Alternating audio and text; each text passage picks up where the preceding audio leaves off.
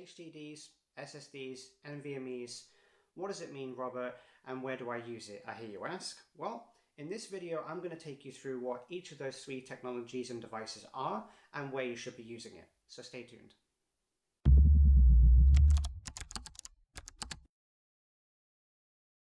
An important thing to know about storage is that mostly all the speeds and all the read and write speeds that you get from HDDs, SSDs, and NVMe drives are controlled and usually limited to other bottlenecks that exist within the system. This usually is down to the controllers or the buses that exist between certain components. Now, that controller or buses that exist in a computer are basically what transport data to and from. This could be from your graphics card to the CPU, to the screen, from the memory back to the CPU, and in this case, the storage mediums that you have, such as the HDDs or the SSDs or the NVMe SSDs, to say your CPU, to your memory, so that you can use them. So in this video, it should be quite clear where some of those bottlenecks will be. Firstly, we're going to start off with HDDs. It stands for hard disk drive. This has been the most common form of storage for the last 20 or 30 years, both in personal computing and in laptops as well as data centers. Now, most mechanical hard drives themselves are being replaced with other forms of storage, but there are still lots of practical applications for this. They come in a variety of form factors, although this form factor is the most common that you tend to see today, although be it they tend to be a little bit thinner, it's still the same form factor. Inside these drives are spinning magnetic disks, spindles, and there's a read head on it that basically goes backwards and forwards really fast to look for where files are. So if you want to read the file, say if you've got a music song on the hard disk somewhere and you want to listen to it, then your computer will ask where it is, and then the spindle head will look for it and then send it back through the controller that exists inside the hard disk. And if you're going to write a file, for example, it will look for an empty block and then it will write it to the empty block. These drives tend to have a read-write limitation of around 80 to 160 megabytes per second, more or less. It really depends on the model, depends on how fast they're going, as well as which particular type of grade of hard disk that you buy. This one is a consumer grade hard disk. Here I have a 4 terabyte NAS hard disk. This one runs a lot faster than this one. And most drives tend to go from about 4,800 RPM up to around 15,000. In most consumer purchases, you're probably going to see around 5,400 for laptops and 7,200 for computers. You tend to not go higher than that because it generates a lot more noise, as well as it's a little bit more unstable and it's more expensive to produce. Benefits of these types of devices is that HDDs are still being produced and the cost per gigabyte is really low. So you can buy high density HDDs really cheap and really good for storing lots of files. That's really one of the main benefits of that. Another major benefit of this is that they are quite stable even at the higher end of storage. Tends to be that in most storage, that more capacity tends to add a level of instability. This is basically questioned. It's not exactly a rule around the industry, but in general, the higher capacity drives are quite stable. They have been produced for a long time and companies still produce them now.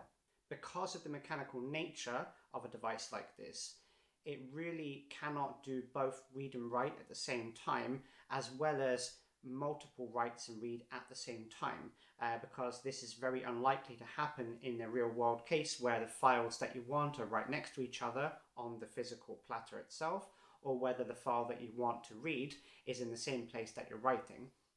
So what you'll find is that when you copy multiple files over to a drive, you might notice the speed, the write speed, going down. That's why these are limited in that respect. The major problems with these types of devices is that they are known for failure. Now, the failure rate isn't exactly really high. It's around 2%, given most studies that have been done. Now, 2% isn't very high, but the reason that they fail is because of the mechanical nature of the drive itself, not really some inherent flaw in the technology. So basically what happens is that if you drop the device, then the spindle head, which is really, really sensitive can get damaged, and then that's it. There are some complicated services you can use to try to use the disk platters in other drives and recover the data, but basically if you drop the device, it's going to be really difficult to get the data off of it if the spindle head is kind of out of alignment, or some of the components that keep it there are basically screwed. So that's one of the main reasons why most of these devices fail. The more often you move your computer, then the more often they'll fail. This is why in laptops you tend to have smaller hard disks. Now this is still a HDD. This still has a spinning drive inside of it. It still has a little mini spinning header. This is not an SSD. This form factor is exactly the same as this in terms of functionality, except that it's a lower RPM and it's in a smaller size. So the actual size of this one is 500 gigabytes. It's obviously quite a lot of storage. This was in my old MacBook Pro. I've had this particular drive for about 10 years. It still works fine. So they do last quite a long time if you look after it. And the reason is that it's designed to be moved around somewhat. But the larger drives, such as this old one I have here, which is only 160 gigabytes, I've dropped this several times, and you may notice when a drive is being dropped that when it starts up you'll hear some clacking and clicking inside, and that's because the spindle head is out of alignment somewhere, and it's probably really a good time to replace the data, back up the data and replace the drive. And some other not major at least, but definitely some negatives of HDDs is that they use more energy because of the moving components, so they require more energy, so they're not very energy efficient. They are larger, so they take up more space inside your computer, and they tend to make some noise because of the moving components. You may note this in older computers, and even new computers with these in, you may have noticed that when you turn on the computer you'll hear kind of like a whining, spinning sound, and before it even loads into Windows or Mac OS or whatever system that you use, you'll notice a kind of spinning sound, and that is really the hard disk booting up and getting up to full speed so that the spindle head can start moving, so that the system knows where to look for the operating system, for example, or the files that you're looking for. And if your computer goes to sleep, like in standby mode, then basically what will happen is that your computer will be unresponsive for a couple of seconds whilst the hard disk spins back up again. So you can get around this by basically turning that feature off and have them spinning all the time. The problem is that most consumer HDDs are not designed to spin all the time. They don't like that, and they certainly don't like being turned on and off frequently. This drive in particular. You can get special versions of HDDs. This is a 4TB Western Digital NAS drive. This is designed for network attached storage, and they are designed to run faster, and they are designed to be on basically all the time. They're a lot more heavier due to the fact that it's got more storage, but also because of some of the design inside makes it a lot more reliable for being running all the time and dispersing the heat. The next type of storage we're going to get into is SSDs. Now SSDs, it's a very common term. It stands for solid state disk, a solid state drive. That term is interchangeable. And SSDs themselves are really common now. They've been put in laptops. They tend to have been put in smaller devices. Forms of SSDs have been put into phones and so on. Here I have a 120 gigabyte Toshiba SSD. This was an upgrade to my old MacBook Pro. And as you can see, the form factor from the original is basically the same. The connectors on them are exactly the same. SSDs have read and write speeds of around 500 megabytes per second. So obviously a lot faster than a HDD. Now the 500 gigabytes is variable because that is the technical limitation of SSDs. You know, it's really real world performance that you should measure, so you should always take a few percent off. But generally speaking, you'll get around 500 to 540 megabytes per second, although the theoretical limitation is about 560 megabytes per second. SSDs themselves are becoming quite cheap, and they offer a lot of benefits for a system. SSDs don't have spindles inside. They don't have any moving parts, and thus, from a mechanical standpoint, are very reliable. It's a really good idea to try to compare SSDs to things like this. A USB flash drive. I have one here. This is 16 gigabytes. I have one here that's 128 gigabytes. Now, they're not exactly the same.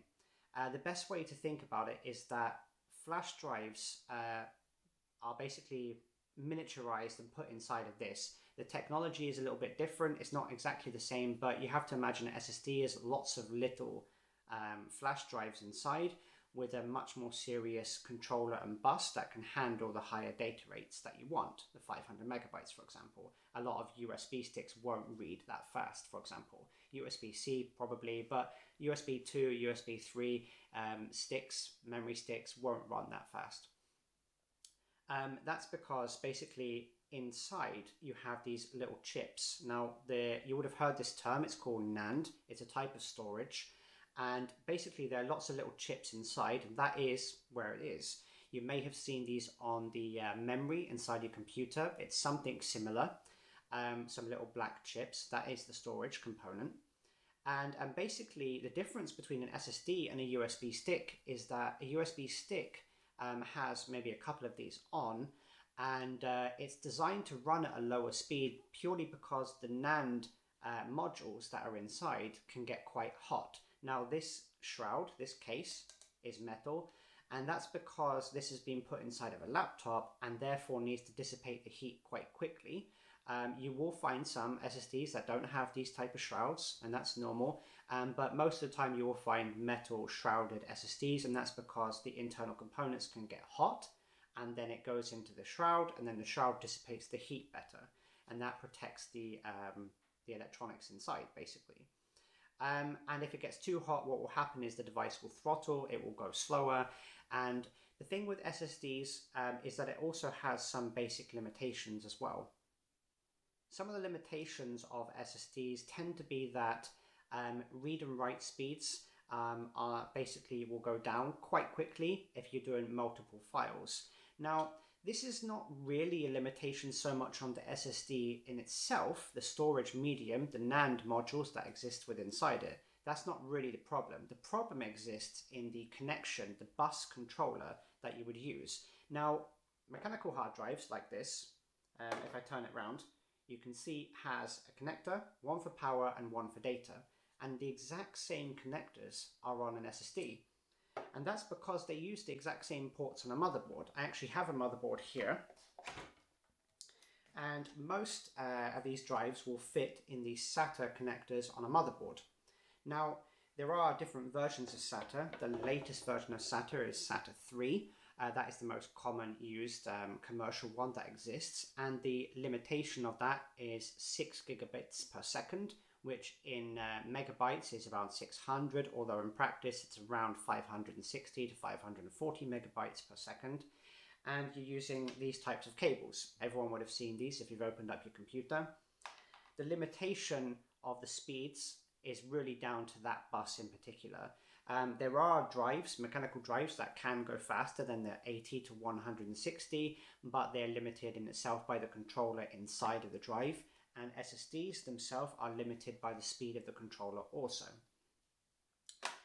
But the benefits are, they're very small. The price points are quite agreeable for most people. You can buy pretty large SSDs for a good price, depending on where you live. But basically, it is faster than a mechanical drive by about 3 to 5 times, depending on the speed. So it is a huge improvement. However, it isn't the best.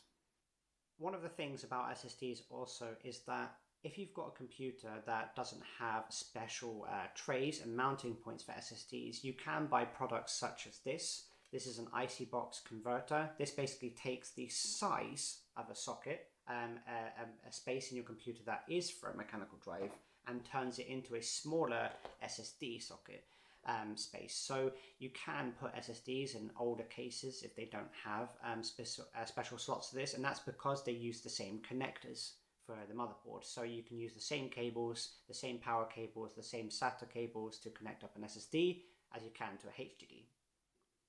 The last thing we're going to get into is NVMe, which stands for Non-Volatile Memory Express. Now, this is what an NVMe drive looks like. It's tiny. Now, as I showed you earlier, this is a 500 gig mechanical laptop hard drive. This one is a 500 gig NVMe. It's absolutely tiny, and they use a whole nother type of connection and bus controller, which is what gives these the absolute distinct advantage when it comes to speeds for read and writes, as well as some other features as well. It's important to note that whilst you will see the term NVMe on websites when you go to buy an NVMe SSD, you will hear the term NVMe, NVMe SSD, you will hear the term M.2, M.2 SSD, NVMe M.2, you'll hear these interchangeably. NVMe actually doesn't really stand for the form factor of this type of drive. It actually just defines the controller, the interface that allows these to work as they do. M.2 is the form factor, and basically it's just the size, the length of the actual drive itself, where the mounting hole is for the motherboard, and the connector that goes in. M.2s have basically one slot in between the interface, and that's it. There are some older versions of this, but M.2 is the most common now. NVMe's have a read and write speeds that start at around 500 megabytes per second. That is where they started.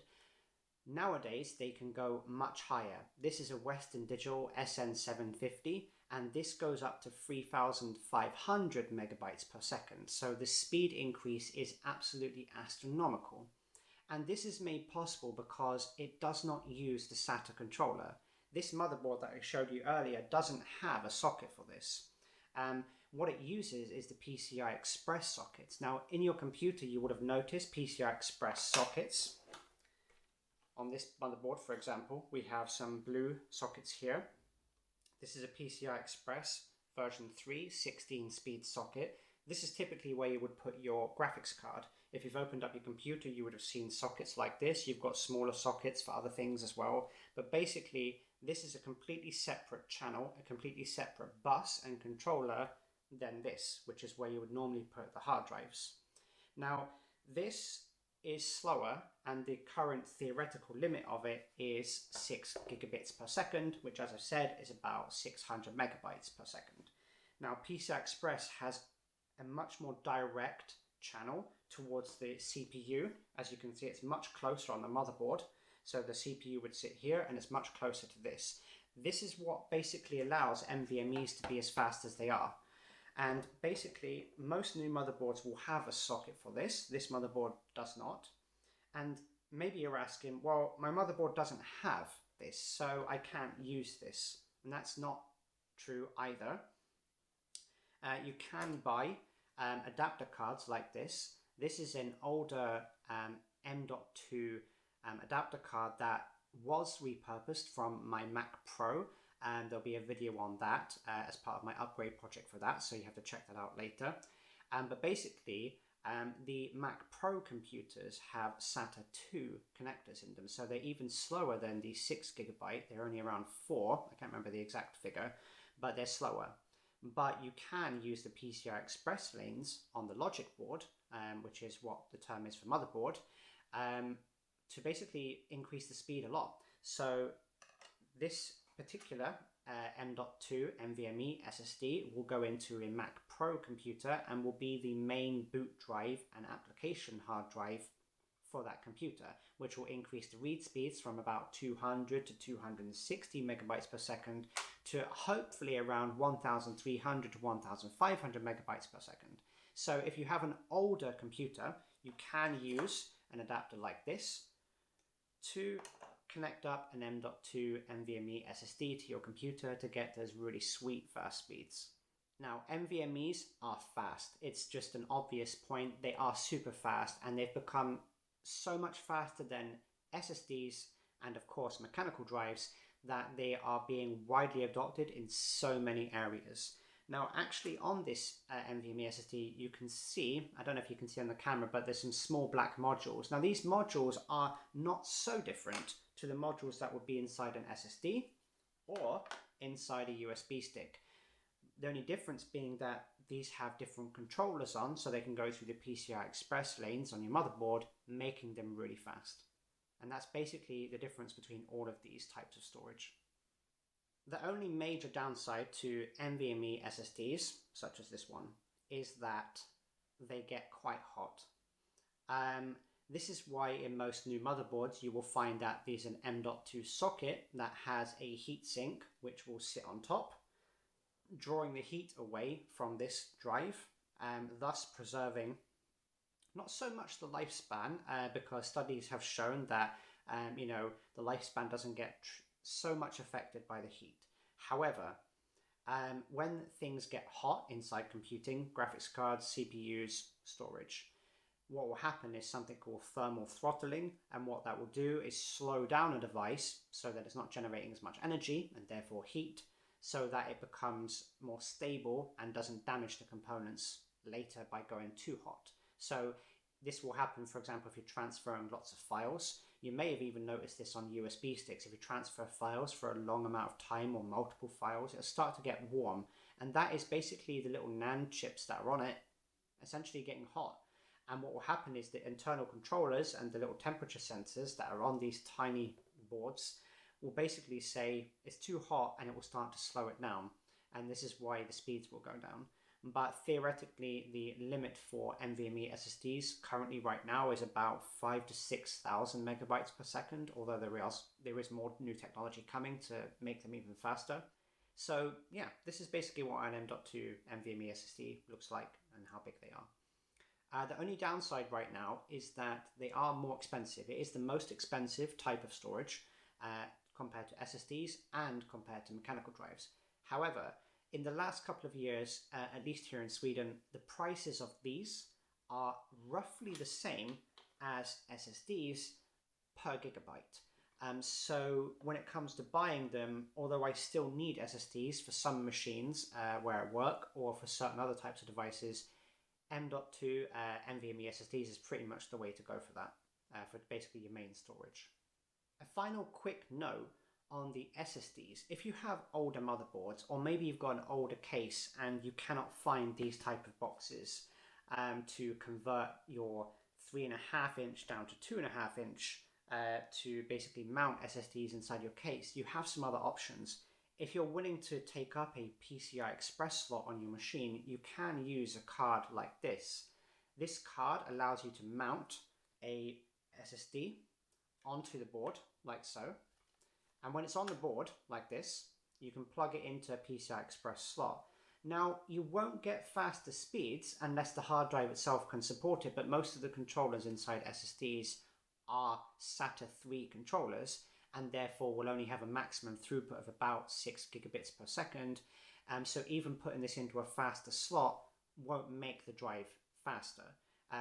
But it's certainly, if you don't have any more space, or you don't have many SATA 3 ports on your board, or maybe you don't have any place that you can put this because of the awkwardness of a case, for example, then you could use a card like this. This is also another adapter card that was repurposed from Mac Pro, which I basically now have spare. So if you don't have space for SSDs, you can use other options out there to do that. There are also other types of cards for the M.2 NVMe SSD drives to go on motherboards as well. So there are those options too. So that is the kind of overview of the technology. I hope that was helpful. But now you're probably wondering, where do I use it? What should I use it for? Should I put an M.2 SSD for everything? What is it that I should be choosing? Well, that really comes down to what it's for. What we can say for sure is this. For your operating system, whether that is on Windows, Mac, or Linux, or anything else, if you've got a computer and you want fast boot times, fast operating system times, and you want applications to open and close really quick, then NVMe SSDs are the best option for that. You can just put the operating system on a smaller one. You could put your software applications on an SSD if you wanted to. But basically, what you should ask yourself is, what is the purpose of it? Now, if you put an M.2 NVMe SSD in your computer, it's going to make things that need to be open and closed, read and write really fast. If you've got files that you only access once per week, for example, or periodically, you could use an SSD and you could still use a mechanical hard drive. I have a Synology rack station in my home lab, and in that I have four 4 terabyte mechanical hard drives, and that's because they're really cheap and I don't use it for like mission critical stuff, although I do have a lot of data on there, but it's set up in a RAID array, which I won't go through in this video, that'll be in another video. But basically, out of the 4 hard drives, I can have one of those hard drives fail, and I can just take it out, put in a new one, and the cost to me was very small. To basically do the same on an SSD or an NVMe SSD would cost me 3, 4, 5 times the amount of money, if not more, because large versions of SSDs and NVMe storage is not only quite prohibitively expensive, but also, although the jury is not out on this yet, the stability of SSDs, flash storage, and NVMe SSDs is not at a level that a lot of companies and data centers are comfortable with yet. So it's much cheaper and easier to basically use mechanical hard drives for this purpose. So if you've got a lot of storage needs, then mechanical hard drives are the way to go. Per gigabyte for price, it can't be beaten, and you can buy really good, reliable ones. The main thing to remember is don't drop them, don't play basketball with them, just basically put them in your rack station, in your NAS, or maybe in your computer. You could set them up inside of your desktop as well. Just don't put anything on there that is required for the system to run fast. If you're in audio or video, for example, there used to be this move where audio and video producers would put all of their content in their scratch disks that they would use on SSDs.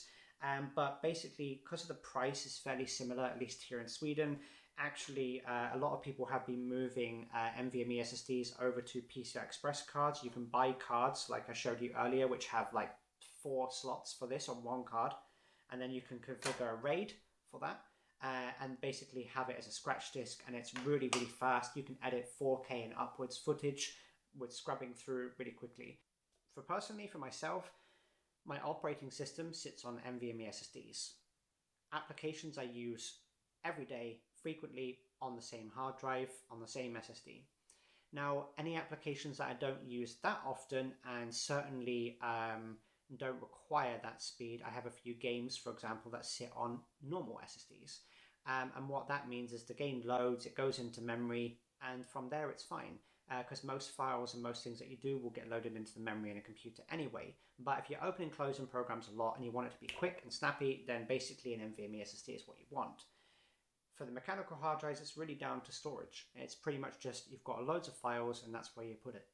So I hope that this video was really helpful. I'm not sure on the format of my videos yet. I'm trying to just make videos that I hope are helpful. If you've got any questions, just leave a comment down below.